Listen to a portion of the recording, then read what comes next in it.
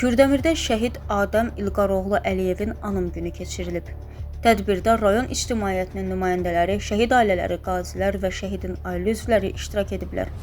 Tədbir rayonun Şəhidlər Xiyabanında şəhid Adəm Əliyevin məzarı önündə təşkil olunub. Tədbirdə əvvəlcə dövlət himni səslənib.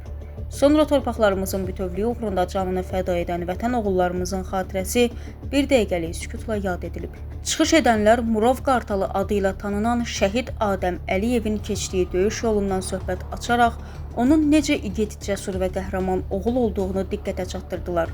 Bildirildi ki, şəhidlərin yad edilməsi və tanıdılması yeniyetmə və gənclər arasında vətənpərvərlik hissinin artmasına səbəb olur.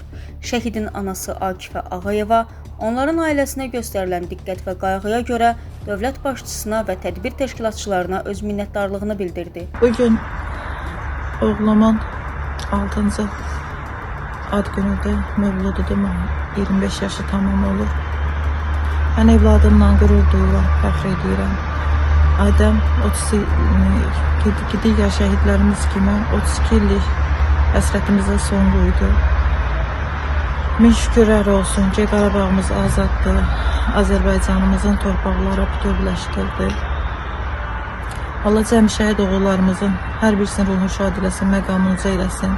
Bugünkü gün bütün rayon ictimaiyyəti, məktəblər, təşkilatlar hamısı mənim ətrafımda olur, yanımda olur. Necə ki 5 ildir yanımızdadılar. Mən hər bir kəsə təşəkkür edirəm, var olsun. Allah bir də dövlətimizə, xalqımıza müharibə yaşatmasın. Bundan sonra dövlətimiz firavan bir həyat yaşasın inşallah ki. Allah bütün balaları qorusun, ordumuzu qorusun, prezidentimizi qorusun. Ən əsası prezidentimizi qorusun ki, onun siyasəti nəticəsində bizim şəhidlərimizin canlarını fəda etməsi nəticəsində bizim torpaqlarımız bütövləşdi. Allah dövlətimizi qorusun.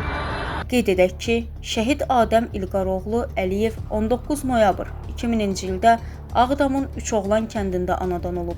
2001-ci ildə isə onun ailəsi Kürdəmirə köçüb və Adəm 2006-cı ildə Kürdəmir şəhər 1 saylı tam orta məktəbin 1-ci sinifinə gedib. Adəmin hələ uşaqlıqdan hərbiyə böyük həvəsi var idi. Anası Akifə xanım deyir ki, Adəm həmişə deyirdi ki, mən hərbiçi olacağam və vətənim uğrunda döyüşəcəm. Beləcə onun arzusu yerinə yetdi və Adəm Gəncədə həqiqi hərbi xidməti başa vurduqdan sonra eyni saylı hərbi hissədə müddətdən artıq hərbiçi kimi xidmətə başladı. Şəhid Adəm Əliyev sentyabrın 27-sində müharibənin ilk günündə şərəfli tariximizin ilk səhifələrini qanı ilə yazanlardan oldu. Silahdaşları ilə birlikdə Kəlbəcər istiqamətində döyüşlərə başlayaraq bir neçə postun alınmasında iştirak edən Adəm sentyabr ayının 28-də arzusunda olduğu şəhadətə qovuşdu.